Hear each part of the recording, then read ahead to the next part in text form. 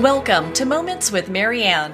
I'm so delighted we're spending this time here today. We have a very inspiring show coming right up with two very special guests. Our first guest today is Ananda Devi, and she's here to share with us her new book, Intimacy with the Infinite: The Truth About Life After Awakening.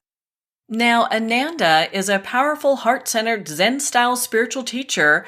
She has transformed the lives of hundreds of students around the world.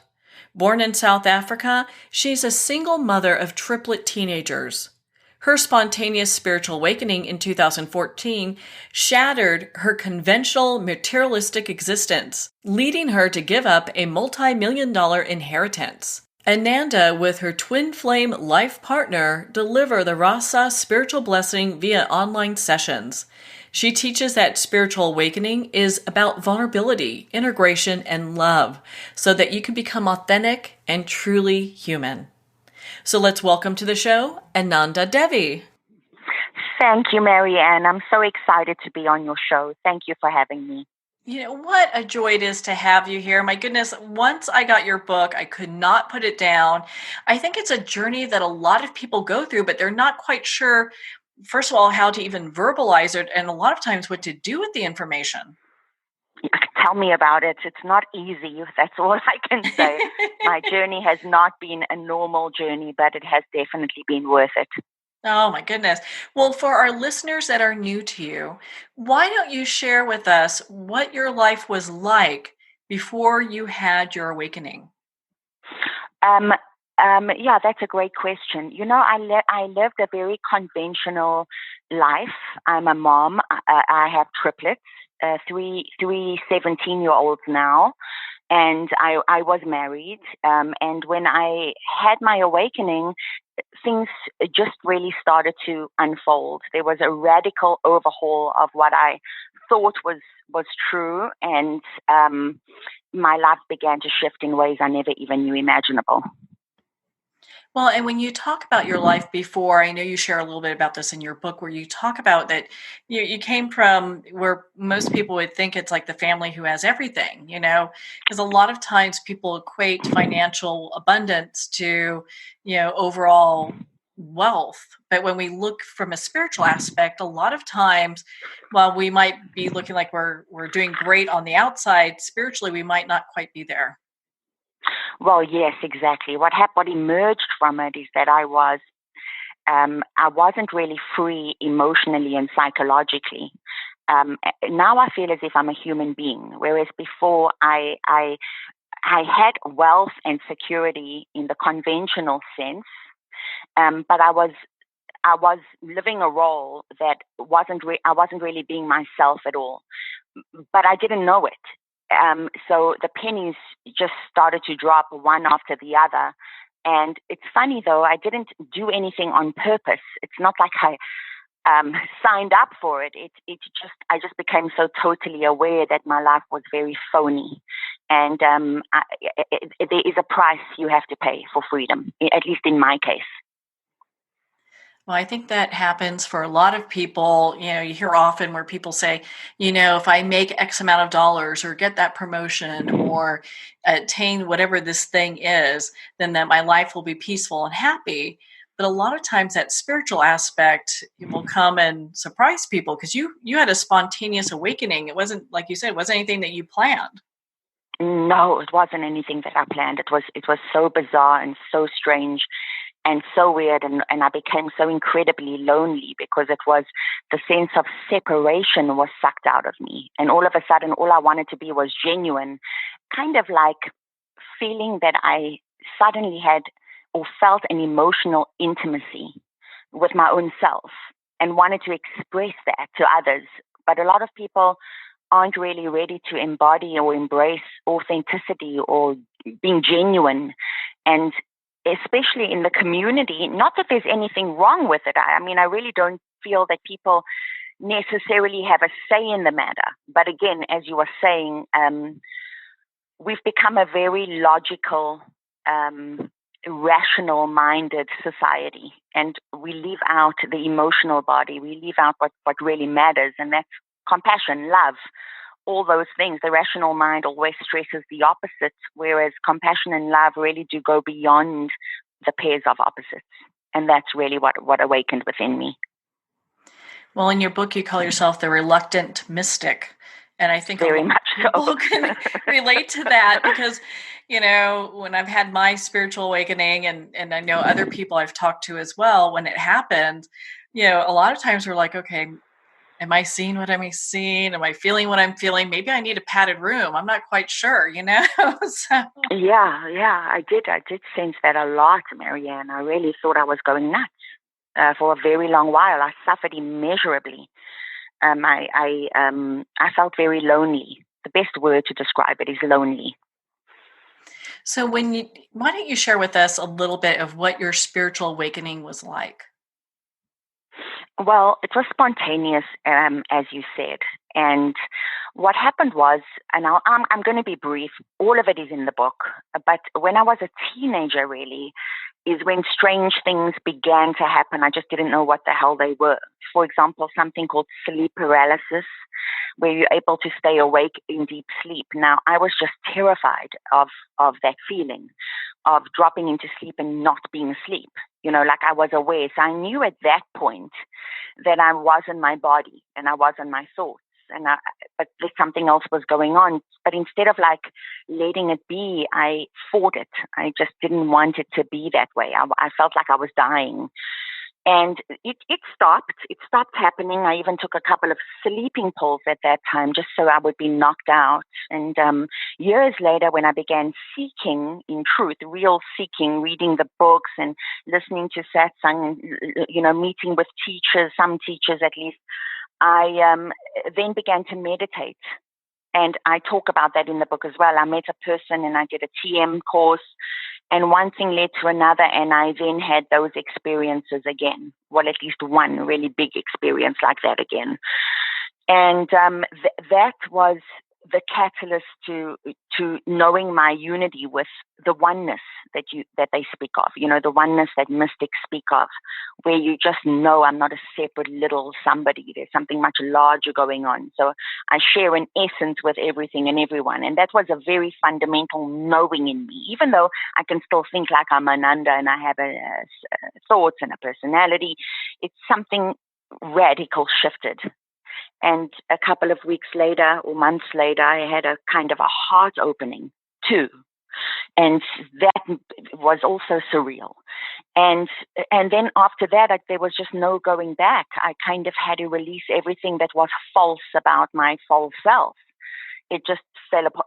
It fell apart. Life began to fall apart before it could rebuild itself up again, And again, my book goes into so much more detail about it, and I think people will enjoy it from that perspective because, again, we all, even a mom, a person like me who's so normal and conventional, who like to go shopping and, all the normal stuff that used to, it can happen. And it in fact, it should happen because there's so much more. There's such a deep sense of being and loving and caring that happens when you wake up, and you really don't know until you do wake up. You're asleep until you have an awakening. So why do you think this experience happened to you? Oh, gosh, I've asked myself that question many times. A large part of the answer is going to have to be I don't really know for certain. But I was a student of something called the Kabbalah, which for many years, and I had done a lot of personal work. This was before my awakening. I had a wonderful teacher. She taught me a lot, and I used what I call in the book the mirror effect. In other words, every time I got emotionally triggered by anybody, I would look at what it is within me that was triggered. For example, if I have judgment, which I did, anything kind of self-loathing, anything that was mine, I owned it all. I didn't cast any that blame outside of me for many years. And I think what happened was I prepared my vessel. And I think I can only think. And maybe because I'd emptied out a lot of my concepts and my judgments and my issues, not all of them by any stretch of the imagination, but some of them, enough to maybe invoke that kind of an experience, which was very surreal. I don't know. Maybe my astrology has something to do with this too. I don't know, Marianne, but that's the most I can think of. I think that sometimes. Yeah. It's interesting because as we go through these spiritual journeys, that's probably a question I think a lot of people ask themselves.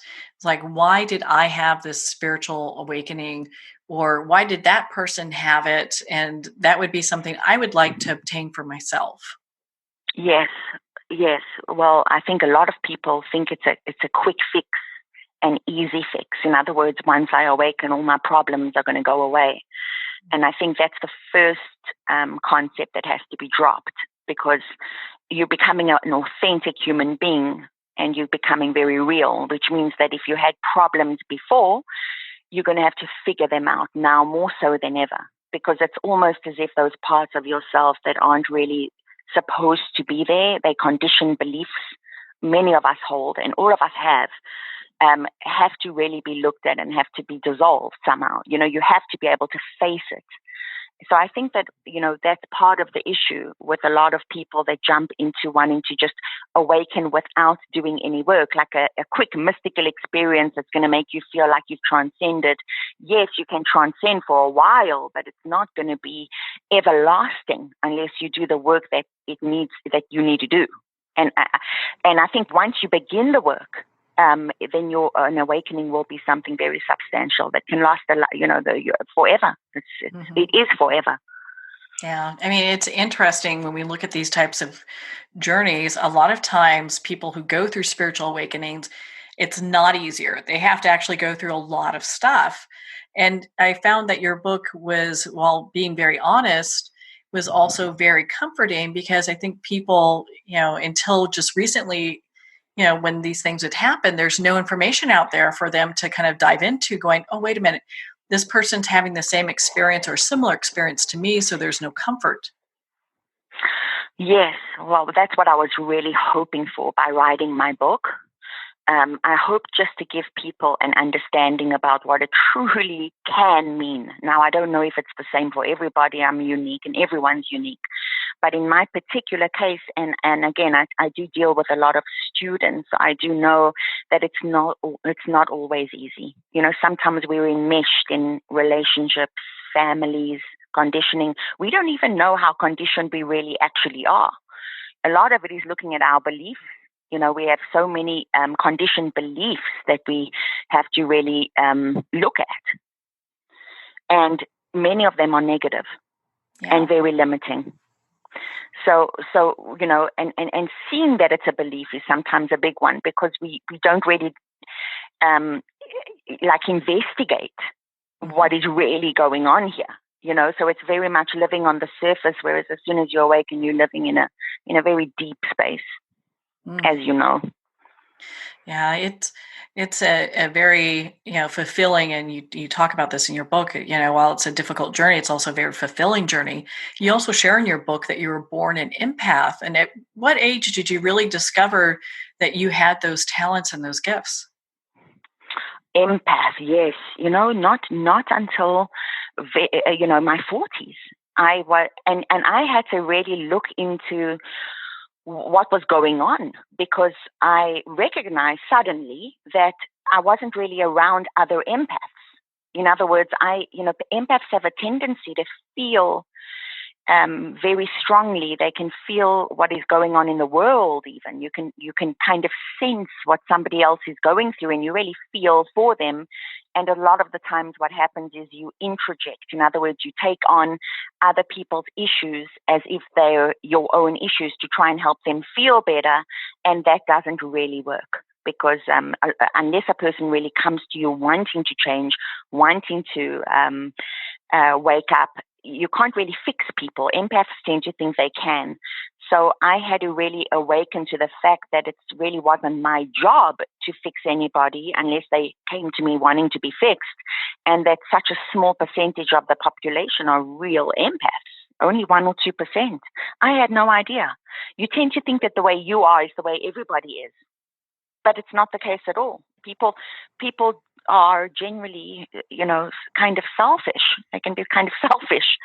Mm-hmm. Empaths are not selfish people. They don't feel as much of a sense of their own self as they feel very entwined with other energies, what's going on around them. Yeah, it's interesting when people and different souls come in with certain gifts, such as yourself, and how that, really kind of lays the path before them. Do you think that, and there's some belief systems that talk about that we choose the parents that we have because they're really our teachers and they give us a greater understanding of the path we're going to walk. Do you feel that your parents had that similar impact for you? I've thought about that question too. On some level, definitely. I do believe that we choose everything that goes on some level. And in fact, sometimes it is through these incidences or human beings that really challenge you to in ways that you never thought that you don't necessarily think are fair or are just. And they love you as much as they can, but their love is limited if they're incapable of really understanding unconditional love. So in my particular case, I didn't feel I was loved unconditionally.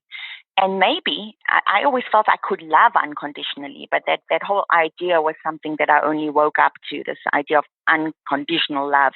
So I think my parents have been great teachers, sometimes in teaching me who I want to be versus who I was maybe born to be as far as they were concerned. They had certain ideas about how they saw their daughter progressing and that patriarchal kind of way of being raised and not really allowed to be my own person. And, the idea that if I were to inherit money, then I had to, be the person they wanted me to be. But to be my free, true self was something that they didn't like. They didn't like me being this way. I had to face it. Well, it's interesting. You hear this with a lot of people where their parents tend to try to control them through money or assets or what have you, and if there's inheritance that's involved, and a lot of times walking your own path means leaving that behind.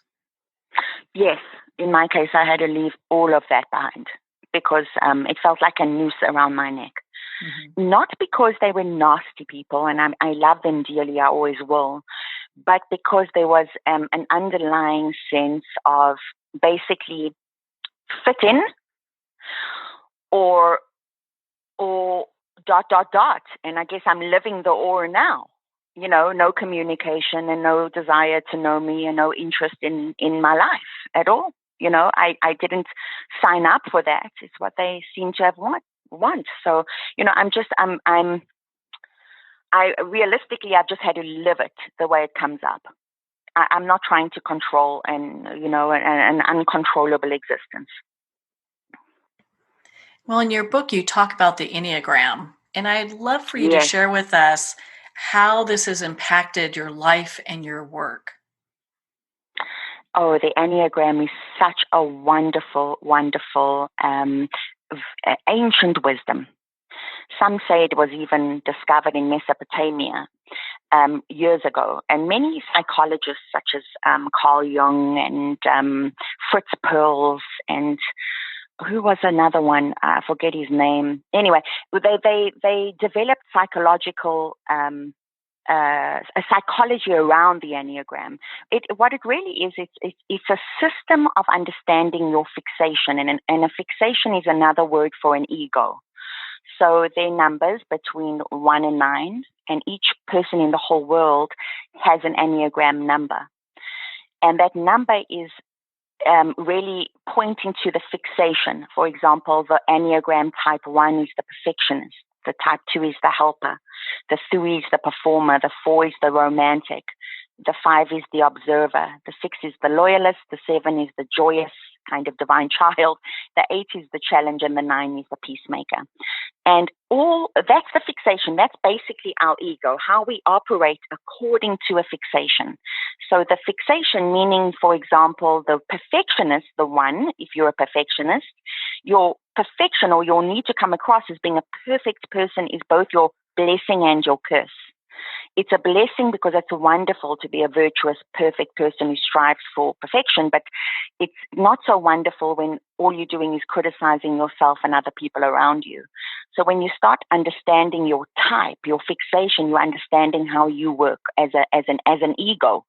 Now, it's not your essence, obviously, because an ego and an essence are 2 different things. Your essence is, I like to think of it as that space within ourselves, which is changeless, is kind of like our nirvana. And then you have this essence, you have this fixation, which is an ego, which kind of is the area that we have to filter our essence through. We need it because otherwise we wouldn't be unique.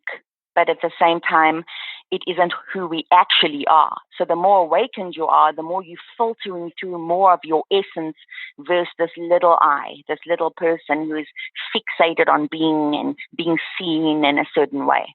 So the Enneagram is just a beautiful way to use it as like self-inquiry, self-observation. You watch yourself being fixated on being the way you are, and you manage to change the things you don't like accordingly. But you have to become aware of those things first. That's a difficult road. Yeah. To look at the shadow and, because a lot of people, they're like, hey, I'm great at all these things, but I got to look at the dark side of what these things also represent, can be a little tough for some people. Yes. Well, shadow work isn't easy, but a lot of the time the shadow work is not necessary. For example, you can be an Enneagram type 8, what I am. So really what my shadow was my vulnerability. Because as a ego, as a little me, I came across as being very strong, invulnerable, not at all in touch with my vulnerability, my feelings, how I felt. I thought of my feelings as symbolically representing weakness. That if I was a feeling person who actually felt, for example, uncomfortable, sad, any feeling word, that was a sense of being vulnerable that I didn't want the world to see about me. So my vulnerability was hidden in my shadow. And each type has got something hidden in their shadow that they have to really look at. They have to allow it to surface so that they can embody that part of themselves. That's why the Enneagrams it's not as difficult as it sounds. It's actually it's a very real way of coming to terms with the work we each have to do. It's similar work, but it's just different in the sense of, what our fixation is. Well, do you find that when people use the Enneagram, because I know you work with students all over the world, when they use it, the work that you have set forth with the Enneagram, that they're able to kind of reach a place of spiritual awakening for themselves? Yes. I believe that they can. Yes, absolutely. If they're willing to do the work in all sincerely and honestly, and the desire is there. You have to have that absolute desire to awaken. If you have that desire, anything's possible, but it's got to be the number one desire. Usually the students that come to me are students that are really what I call ready to finish. They want this. They want to awaken. They want to get past the fixation, and they really are committed to doing their work. My job is to challenge the fixation. In other words, to point out their beliefs when they're having a belief that doesn't necessarily serve them, if they're being completely, truly honest with themselves, if they're trying to come across a certain way versus really, is that really their truth? And also about it not being about concepts and ideas that you get from books. You can kind of read a mystic's words and think that that's what it means, but it has to really be reflective of your own existential now experience. It's not about words. It's about living it. So often what students do is they don't take their own existential experience into account, whereas they really should, because that's what matters. They're the guru. They're the beingness. When they wake up to that notion, then things really begin to shift within them. Well, and it's interesting, earlier in our discussion, you talked about like the second awakening you had was in the heart. And I'm finding it kind of dovetails nicely with our discussion here. Did you feel that when you had the heart awakening, it helps you to greater see what's going on with your students and just with people in general? Absolutely, absolutely, because compassion and love go beyond the pairs of opposites. So that kind of love, even though, and I wrote this in the book, there was definitely a time, a oneness, a sense there that was so surreal and impossible for me to maintain. I maintained it for a long time, but I wasn't operational in the usual way. I felt like I was in a love trance, one with everything. And even talking about it, which is something I really do, talking about it even is not very me. I'm a very actually practical person, so it was a massive shock for me. But yes, that love helps me deal with people because again, I feel that my essence and their essence or your essence is really my essence. So when I'm helping another person, I am helping myself, at least a part of myself. That's where you start to really tap into that universal love, the need to share, you Mhm. know. Well, and So it helped me in a big way. oh yeah, I could see where that would be. And to really have a heart awakening, I mean, how profound is that? Because I think a lot of people walk through life not really understanding that they might have their heart closed until they have that really deep awakening that takes place. Yes, I had a pretty closed heart. I think I must have. I mean, probably a little bit more open than most because I'm empathic. So I was a loving child, a loving person, but that was something surreal. I've never experienced. I mean, that felt like my entire heart chakra blew open. Something happened, Mm, and I haven't really been the same since. that's a good thing. Yeah. Yes, exactly. I hope so. Yeah. Well, Dino, we're glad that you had the awakening that you did because it's brought you on this path and you've helped people all over the world obtain their own awakening and travel their own path. What are Yes.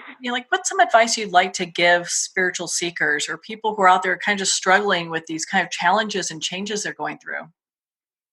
I would say we are living in a time of a mass awakening on our planet.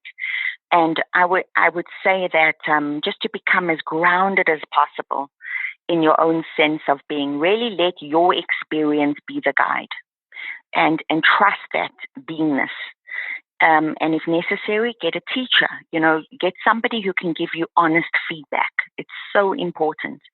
And journal. I always say to students, journal what you're going through, journal what you're feeling. And remember that everything's just, I always say this, information is not transformation. So we can read a lot and know a lot, but ultimately doing your work is essential in this time. Really, really, because we can't really change anybody else. We have no control over anybody else, but we can look at ourselves and do our inner transformation. And once that's done, things begin to fall into place. And I really want people to know, everybody to know, that they are perfect just the way they are, really. It's just getting past all our conditioned beliefs about ourselves, which is very much what this is all about. Feeling like I'm not good enough, feeling that expressing myself is not going to be, needed or not going to be, feeling like I have to be like somebody else, following like herd mentality. We're living in times now where it's very much also about an individuality, being unique, telling your story. Why not? It's our life. It's about living. Mm-hmm. It, Yeah. it's really profound, when we look at being authentic and walking our spiritual path. And once we start on that path, it feels like nothing else can really, well, there's things like, being a parent and a spouse and caring for your community. Nothing else really matters when you're walking this path. It's all about developing spiritually. It is. But it's amazing, Marianne, because all of it is developing spiritually. Even the ordinary things like being a mother, and I say this to a lot of mothers, it's such a selfless role. when you are constantly putting other people's needs before your own. And so I think what's important is to develop the right consciousness around the things that you're doing. And even your being a wife or being a mother can become your practice. It's a practice in itself. The problem is that there are so many misconceptions about how it's supposed to look. But if it's happening, then it means that the way it's happening is the way it's supposed to be for you. And it's so different for everyone. And I always say to people, you can't really get this wrong. You just have to embrace it being what it is and live it, and really develop the right consciousness around it, not a robotic consciousness. Most people are behaving like robots.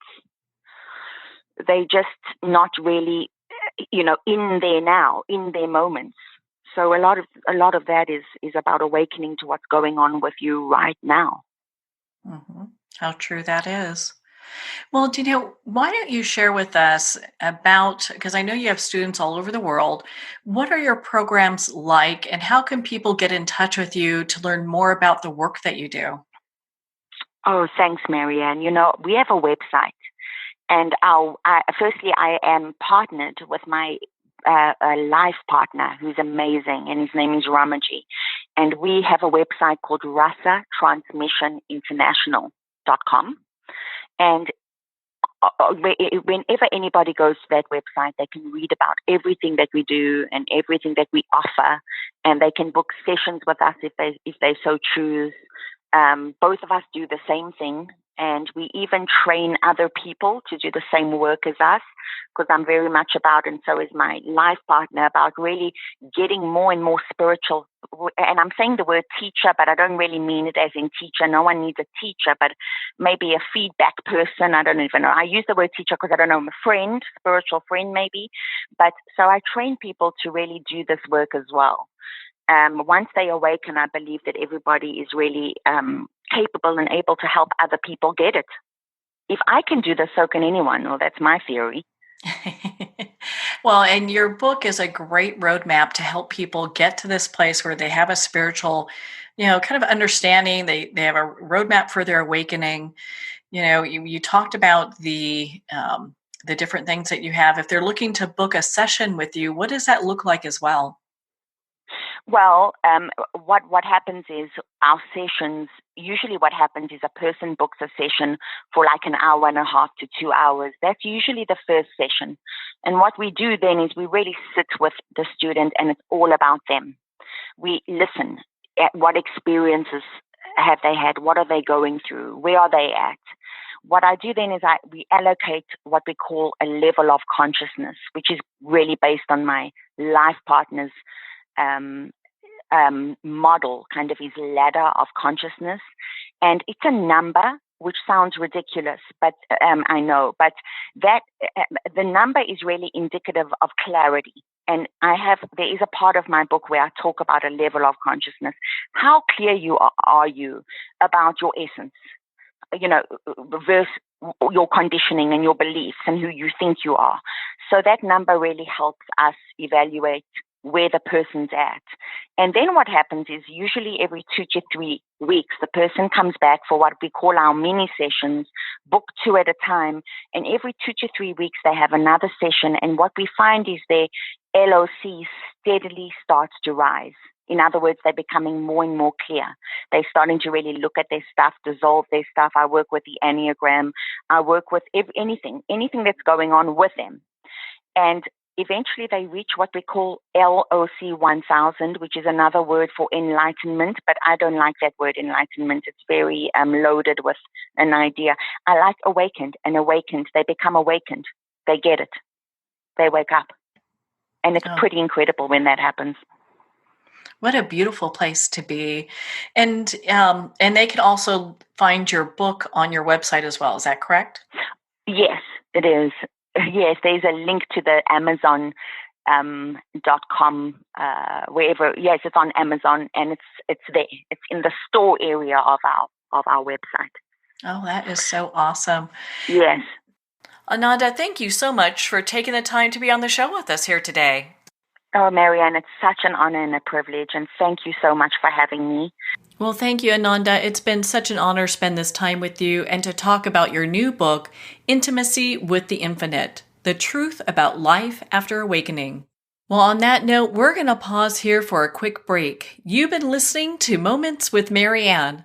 We'll be right back after these messages.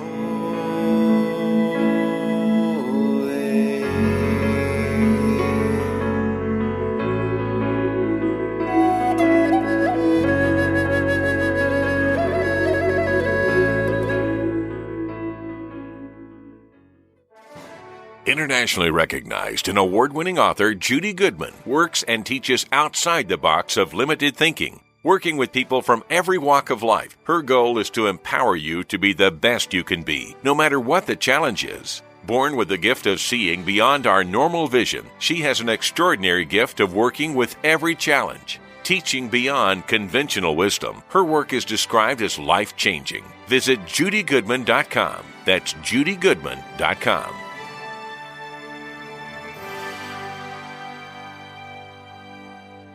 There comes a moment when you realize you're somewhere special, when you discover that each beautiful creature that you see has been rescued from a life of absolute horror and brought to this incredibly free place. Here's where their lives were forever changed and where yours will as well. Discover over 500 tigers, bears, and lions at the brand new visitor center at the Wild Animal Sanctuary just outside Denver. For more information, visit wildanimalsanctuary.org. Discover true freedom at the Wild Animal Sanctuary. There are nearly 2 million Americans living with amputation. Many live right here in San Antonio. Becoming an amputee can be scary, frustrating, isolating, but there's no reason to feel alone. The San Antonio Amputee Foundation is here to help support you and guide you toward resources such as home and car modifications and even prosthetic limbs. For more information or to make a donation, visit saamputee.org. We'll help you live a full, active life, one step at a time. San Antonio Amputee Foundation, healing limbs, hearts, and souls. If not me, then who? This ethos is driving the Travis Manion Foundation to empower veterans and families of fallen heroes to develop character in future generations. In 2007, Marine First Lieutenant Travis Manion was killed in Iraq while saving his wounded teammates. Travis's legacy lives on in the 5 words he spoke before leaving for his final deployment. If not me, then who? Guided by this mantra, veterans continue their service, developing strong relationships in the community, and thrive in their post-military lives. Visit TravisManion.org and ensure the character of our nation's heroes lives on in the next generation. If not me, then who?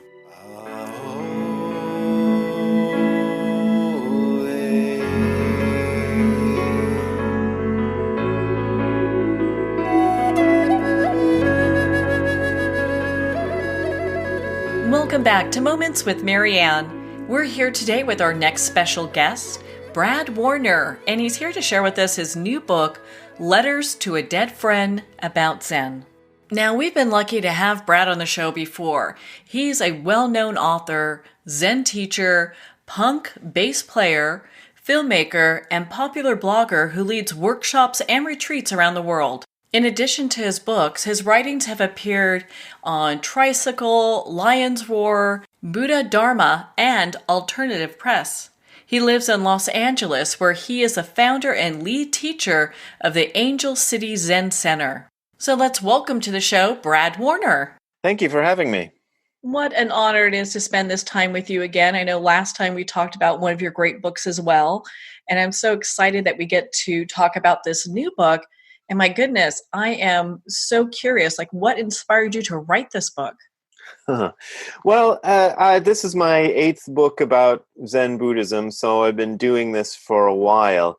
And I had done 2 books about Dogen, who was the founder of the sect of Zen that I study. And I thought those were good books and were kind of pitched to a popular audience, but I wanted to kind of move things back in a direction of getting into more basic stuff about Buddhism, because I felt there's a kind of a lack of knowledge out there about it. Even though there's tons of books, it still seems to be something you can talk about some more. But I didn't know how to approach it. And in the year 2014, 2 friends of mine, people that I'd known since high school, died of cancer, both of them within a couple of months of each other, very close. One of these people I was closer to than the other, and I'd actually visited him during his illness a couple of times and spent time with him. And I was on tour in 2019 in Europe, in Germany, when I heard that he died. And as I was sort of just processing this, I ended up writing. I was in a pizza shop in Hamburg, and I wrote this little entry into my diary, which had, not deliberately, but when I read it back, it was almost like a letter to him, like, "Oh, I'm so sorry you died, and here's all the things I wish I'd said," and so forth. And years later, 3 years later, I guess, when I decided to write this book about basic Zen, and I got sort of stymied on finishing it or making it work, I was looking through these old diaries to see if there was anything in there that could spark something. And I came across this diary entry, and I thought, well, that's an interesting way. I'm going to write this book about basic Zen as a series of letters to this friend of mine, starting with the first letter, starting with that diary entry as the first letter. So when you actually get the book, chapter 1 is, I changed it a bit to make it more like a chapter of a book, but it's almost verbatim. I'd say 80% of it's verbatim from my diary. I just typed it out right from what I'd written to in my diary that day.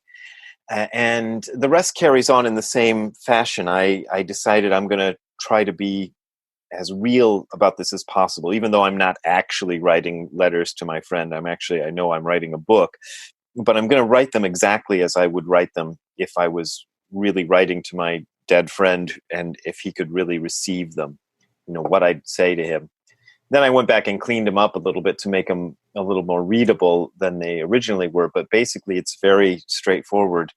And it helped to explain all of this basic Buddhist stuff, because now I have to explain why it's important, and what it means in the real world to somebody. This friend of mine had no connection with Buddhism or Zen or spirituality at all. He was one of my punk rock friends, so because I played in punk bands and things, so it's written like that. Well, and so for our listeners that are new to your story, what actually got you interested in a Zen practice just to begin with? Well, yeah, it was a long time ago. It was the early 80s, and I was in my teens, late teens. I was maybe even 20 by then. And I was interested in philosophy and things, because I'd heard, my parents had sat me down when I was about 15 or 16 and said, we have this terrible genetic disease in our family, and two of my aunts had already succumbed to it, and you could get it. And so I'm going, oh, that's great. So having this sort of specter around, I think, is what pushed me into being really into philosophy and things, because nobody in my family is really religious or philosophical at all. And I found this class at Kent State University called Zen Buddhism. And in the meanwhile, I was a part of the punk rock scene in Northeast Ohio at the time. And it was a very sort of, they used to call it politically motivated, but I don't think it was politically motivated in the sense of being partisan or anything like that. It was more like trying to get at something real, rather than just writing songs about driving your car and getting drunk and, I don't know what else you write songs about, sex and things like that. We were trying to write songs about real topics. And I loved that about the punk movement, and getting into actually questioning what life was about. When I found the Zen stream, I found out that these were people. I remember thinking they were the most punk rock people I'd ever met, and they were nothing to do with punk rock, but they were deeply questioning everything, including themselves. So that really got me started on that, and I've been practicing it ever since, and ended up becoming ordained and everything. Excuse me. Well, and I understood that you met one of the wild men of Zen. I'd love for you to share a little bit about that with us. Oh, well, there's two. I know both of my teachers, Tim McCarthy first and Gudo Nishijima second, were kind of, Zen is an interesting stream of practice and philosophy, because it tends to encourage people to go all the way with it, and to be a little bit off the beaten path. And so there's a kind of mainstream Zen, and there's a sort of non-mainstream Zen. And the two teachers I met were definitely not in the mainstream of Zen, but they were both, perfectly legitimate Zen teachers. And Tim interested me because this was my first Zen teacher, and he was about 10 years older than me, which when you're 19 or 20 means more than it does now. But he was close enough in my age that he was relatable, and he was definitely not anybody's idea of what a Zen Buddhist priest should look like or act like. I don't think he was pretty out there. I mean, he wasn't a terrible immoral person, but he was sort of he didn't watch his language or anything like that. He was very real. And Nishijima Roshi, the teacher that I met in Japan, was also like that. He looked more like the standard issue Zen priest because he was Japanese, he was old, he shaved his head, he liked to wear robes, but he didn't like mainstream Zen at all. He used to call the mainstream Zen organization a guild of funeral directors who had no business talking about Zen at all because they didn't care and they didn't know. So those were my two teachers, which gave me a different sort of outlook on this whole Zen thing, I think. I bet. I mean, because they sound so down to earth and something that's relatable. And I think for some people, when we talk about Zen, it seems so esoteric. It's like, what is that, Well, yeah, I mean, that's kind of the way it's come to us. And I don't know if it's particular to the West, but part of it is because the way it came to us in the West was through academics. It came mainly through D.T. Suzuki, who was not himself, as far as I know, ever a priest or anything like that, or he might have had some kind of ordination, but he was more of an academic who wrote a lot of books about Zen from that perspective and made it seem very intellectual. There was another Suzuki, though, who I like a lot better, who's Shunryu Suzuki, who came and started the San Francisco Zen Center, and he was an actual priest, and so I don't like the word Zen master, but he was, for lack of a better term, one of those.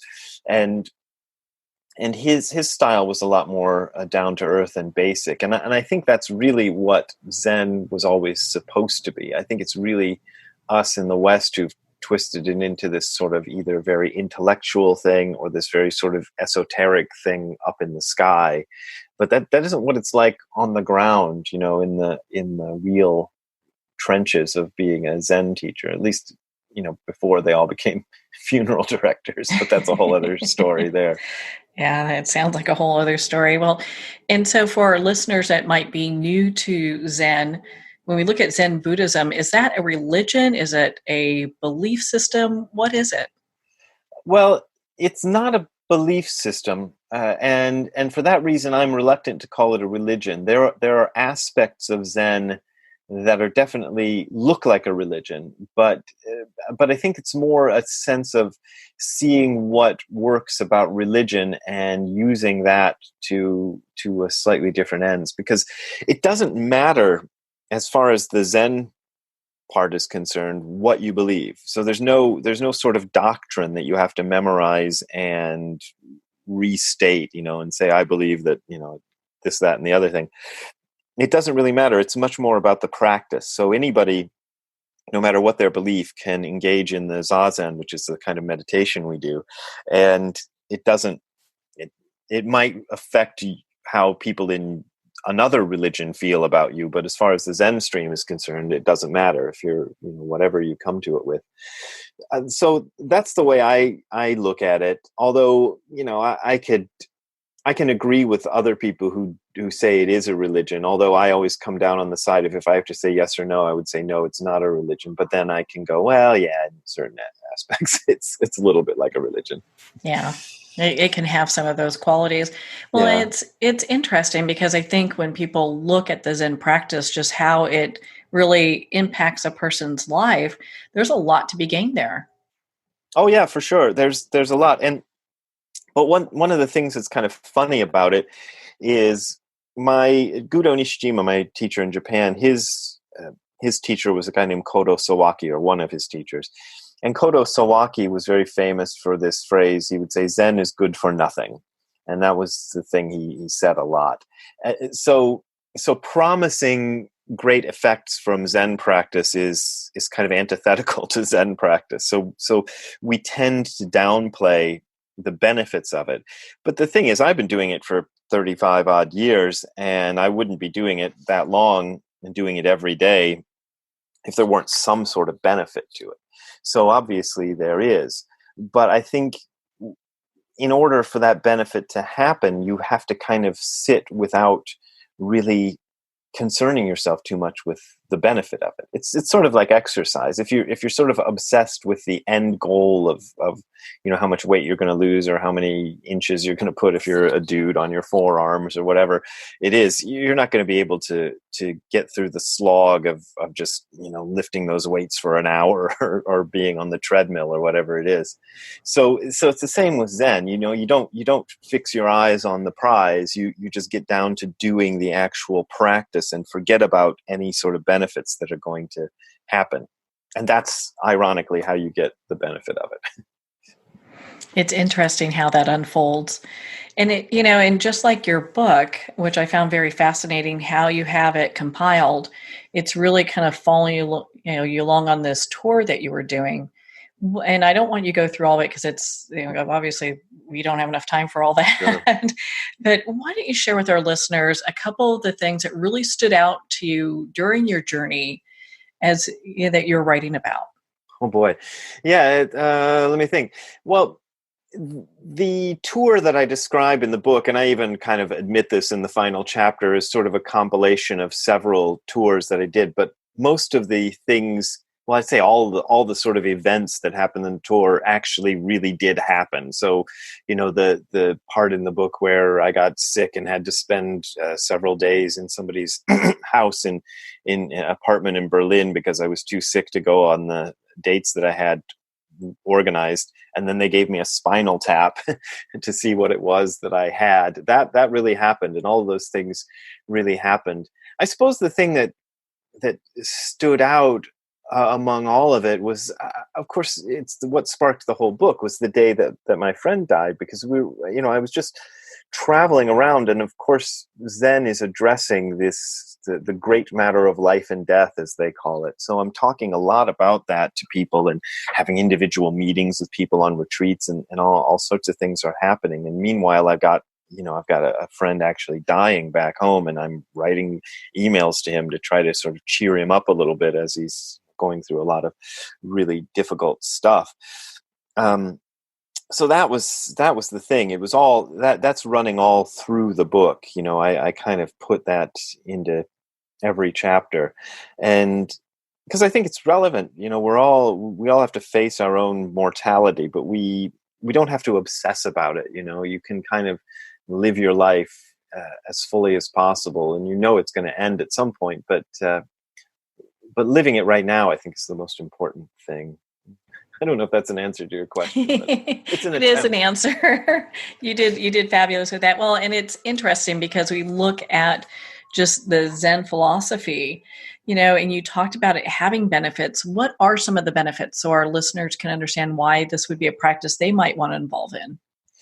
Okay, well, yeah, like I said, it's not what we normally do, but I can say it anyway. I don't think there's any harm. The first thing that happened to me when I was a student, I'm a university student. I had all this stuff going on in my life, and plus all the normal things you're going through at that age.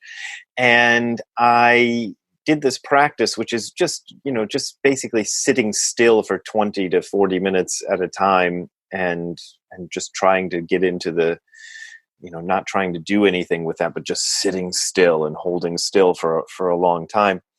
And the first benefit was that the sort of fizzy buzziness of my brain didn't go away, but it started to settle down. And in fact, that's the main reason I kept doing the practice. Because when I first started, I wasn't real committed to it. This was just a class I took, and I was very impressed by the philosophy, but I wasn't like, oh, I'm going to be a Zen Buddhist for the rest of my life. The thing is, every time I gave up doing the Zazen practice, then that fuzzy fizziness in my head started to increase again. And I know that for the first 2 or 3 times, I was kind of like, well, what's going on? Why am I so, I didn't really immediately associate it with the fact that I wasn't doing Zazen anymore. And then I'd get back to doing it and go, oh, this actually feels good. There's a book out now, which I have not read, but I like the title of it. I think it's called something like 10% Better, and it's about somebody's experience with meditation. And I think that's a good way to describe the initial feeling of meditation. And some people might go, oh, 10% better. I want to be, 90% better. But really 10% makes a huge difference. And that's how I kept going, because I sometimes say it's, to me these days, it's like brushing my teeth. I don't really think about, and you could sit there brushing your teeth thinking, yeah, I'm preventing gingivitis and tooth decay and so on. But I don't think anybody really does that. You just go and brush your teeth. And that's how I do my Zazen practice. I wouldn't feel right going out and having a day of interacting with people and doing stuff unless I'd done that first, because I know the difference between doing it and not doing it. And then of course there are more esoteric sort of spiritual benefits, but those tend to take a long time to develop. And probably for people just getting into the practice, you can talk about those things, but I think the more important thing is the initial practical benefit of just making your mind less of a garbage dump. Oh my God, isn't that the truth? Because when we look at all the things that we think about all day long, I mean, it could be really this kind of cycle of negativity and just stuff that's going through that we really don't need. Oh yeah. And the thing about negativity is a lot of people, and I've met people like this, try to combat negativity by introducing positive thoughts instead. And that's a big thing to do. But I find that only works to a limited degree. And the best thing to do is in the Zen practice, they tell you, it's not just your negative thoughts you're putting aside, you're putting aside all your thoughts. And that actually is really powerful, because instead of holding on to the thoughts you like and trying to drop the ones you don't, you learn not to hold on. And when you stop holding on, actually things actually get much, much better. You would think that it would just sort of even out, but actually things improve a lot if you can let go of even the positive thoughts that you have. Just kind of go, let that out and move on to the next thing, or just be quiet. Well, I'd love to talk to you about attachment. Mm-hmm. And I think it's something that everyone deals with, or if they know it or don't know it, but especially if we're losing or have lost someone that's close to us, how do we deal with attachment then in that way? Yeah, attachment is a funny thing, because you'd think a guy who's been studying Buddhism for 35 years would have come across this sooner, but I think it was like a year or maybe 2 years ago, somebody mentioned to me that the Sanskrit word that's often translated, or almost always translated, as attachment actually has another meaning, which is fuel. And I started looking into this, and some people are saying, well, that's the meaning maybe we should be paying attention to, rather than the meaning of attachment, and how the two words became one. That's how languages are. They're kind of weird that way. But what we're trying to do is, rather than, that attachment sort of has the connotation of love and, friendship and all of this other stuff. And people, when they hear be non-attached, they think, oh, I have to give up love and friendship and all of these things. But that's not what they're saying in the Buddhists who've been saying this stuff about attachment. What they're saying is, don't add fuel to things. So if you're angry, rather than trying to not be angry, you try to stop feeding your anger. And it's interesting how anger will starve to death. And the same thing with grief and all of these other things. If you stop feeding it, it just can't continue. So having love and affection and caring for people is not something that Buddhism is against. People get that idea sometimes, because I certainly really loved and cared for the Marky, the dead friend in the book, is actually a composite of two people. I think I mentioned that, but I'm not sure. Anyway, it's not that I didn't love and care for them, because I definitely did, but also being able to open my hand, that's kind of the image that's often given by some Zen teachers, and just let that go. And if it's there in my hand, it's nice, but I'm not going to grab, and I'm not going to try to force it to be there. And that's been really helpful. Well, and when we also look, at the afterlife too, when we have a belief system or a practice that talks about reincarnation, then we know that this isn't the end. There's more to come. Well, sure. My own feeling about that is I tend to believe that, and a lot of people have misunderstood me as being a person who says that's not true. But I also feel like, it gets a bit speculative. So I do feel like the friends I've lost are still, they're not lost. They're not gone from whatever this universe is, because this universe can't be complete unless everything is there and there's no place else for anything to go. But in another sense, I try not to speculate too much about what might have become of them, because I realize, well, I just don't know. And I can kind of think about it, and it might be fun to think about, but it's not going to lead to a deeper appreciation of reality. I just kind of want to appreciate reality as it is, and not worry too much about what comes later. I get it. Being in the present moment is concentration enough. Yeah. Well, and as you were writing this book, was there something that you kind of learned along your journey about yourself? Well, sure. There always is. It's this kind of funny thing when my teacher kind of, I don't know, almost tricked me into being a teacher. I didn't have any aspirations to teach Zen. And then I had a teacher who said, you really should become a teacher and you really should ordain. And I was kind of, I think you're crazy. I don't think I should ordain. But I did it anyway because of his strong encouragement. And I found that kind of sharing this stuff with others is a way to learn about it myself. Even doing interviews like this, I find things out that I didn't know until they, pop out of my own mouth, and I go, oh, and I try not to feel too much pride of ownership in that, because I don't know what it is. But writing this book kind of gave me a sense of renewed my sense of the importance of this practice and philosophy, because I don't like to proselytize or preach, but I do feel like this has been a really, really useful way of approaching life, and a really, really useful practice.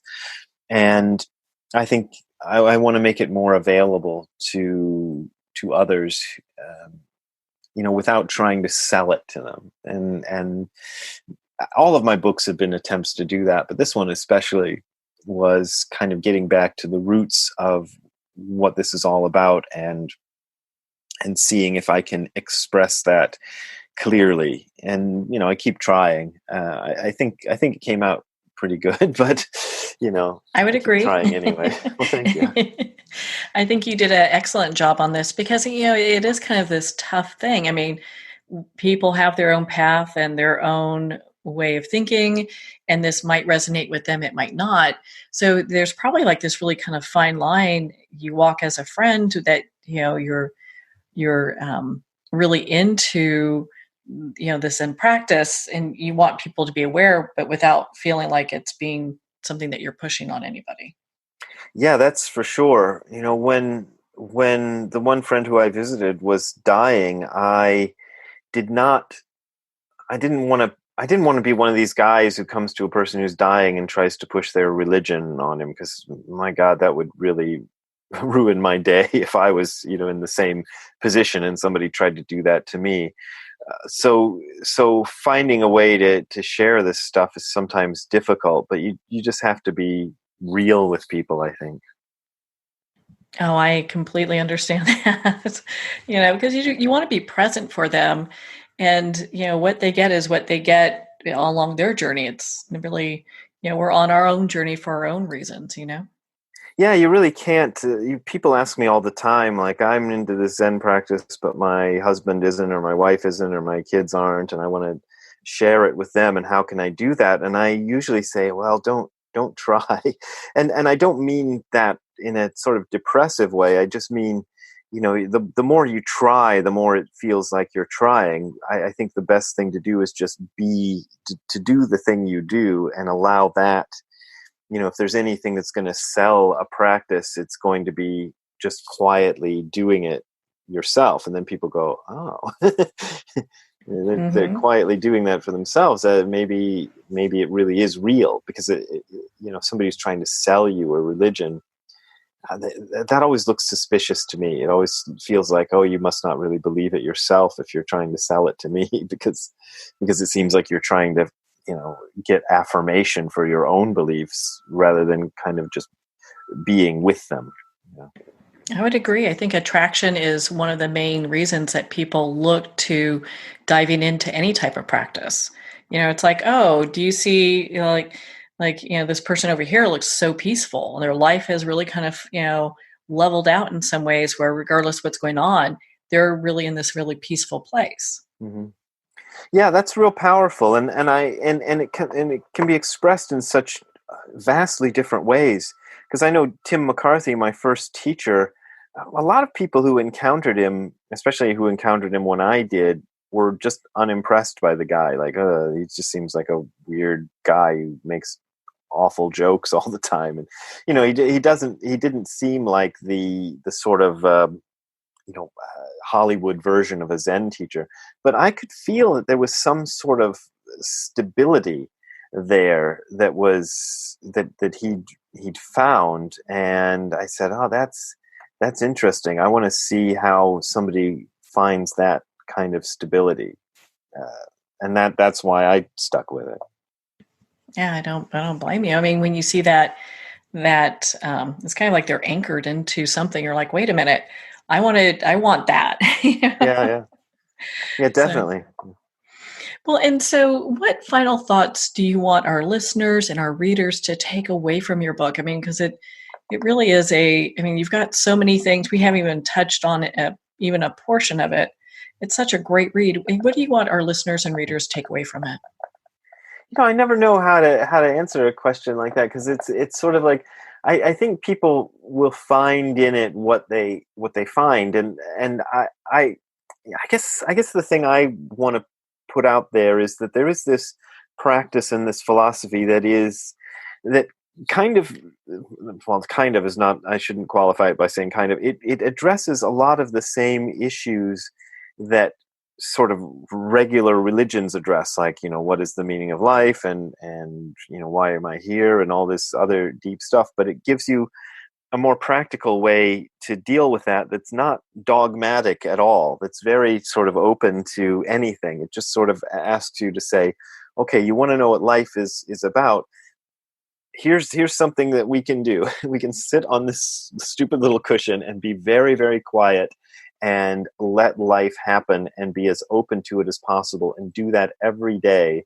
And it's sort of, life itself reveals what it is to you without you having to kind of invent something around it or accept somebody else's interpretation of it. It just sort of, it sort of is presented to you, and you go, oh, I didn't know that was right in front of me. So I guess that's what I'd like people to take from it. Well, I think that's a great thing for them to look at your books. And I mean, this isn't your first. You've done many books that people can dive into, but you speak at it, you talk about Zen in such a way that anybody could pick up and go, gosh, okay, I can resonate with this, Yeah, that's what I try to do, because I feel like I didn't come to it expecting, I didn't come to it because I want to be into Zen and, or anything like that. So I'm trying to write to people who are kind of like that, who will find something out from it if it's actually presented to them in a way that doesn't try to clobber them over the head with it. I'm just trying to say, here's what it is. Oh, I get that. Well, Brad, where can our listeners connect with you and be part of your community and learn all about your books and all the stuff that you're doing? Well, the best thing is the blog I have. It's Hardcore Zen, which is the name of my first book. So it's hardcorezen.info. So it's INFO info, because we couldn't get .com or .net or whatever. But I've got links from hardcorezen.info to everything else that I do, to the books, to the YouTube videos I do, and talks I give when I'm traveling, and all that other stuff is all there at hardcorezen.info. Well, Brad, thank you so much for taking the time to be on the show with us here today. Thank you for having me. I really appreciate it. Well, thank you, Brad. It's always such an honor to spend time with you, and I love your books. Again, if you'd like to pick up Letters to a Dead Friend about Zen, it's available at Amazon, Barnes & Noble, and all indie retailers. Make sure to visit Brad's website at hardcorezen.info for more information. Well, we're at the end of our time today. I would like to thank everyone for tuning in. You're listening to Moments with Marianne. And remember, make every moment count.